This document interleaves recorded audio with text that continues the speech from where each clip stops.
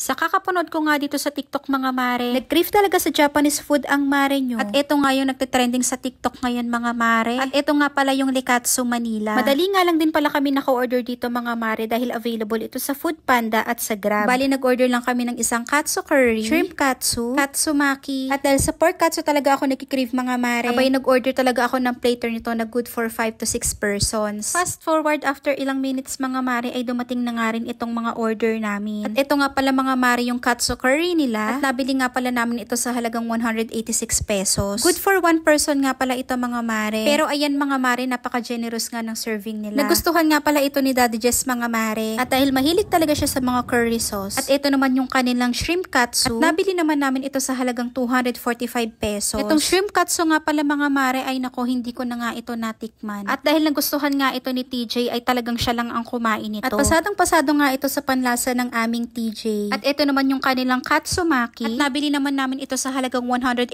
pesos. At hindi nga ito yung typical na maki na nakakain namin. Dahil katsu style ito na maki mga mare. Talagang nagustuhan namin ito ni TJ. Ito naman ang kanilang pork katsu plater na good to 5 to 6 persons nga pala ito. Nabili naman namin ito mga mare sa halagang 652 pesos. O baka na-crave ko na rin sa Japanese food. I-try nyo na din ito mga mare. Open din pala itong Likatsu Manila for franchising. Si Sir Zeus Collins naman ang owner nito. Ayun lang.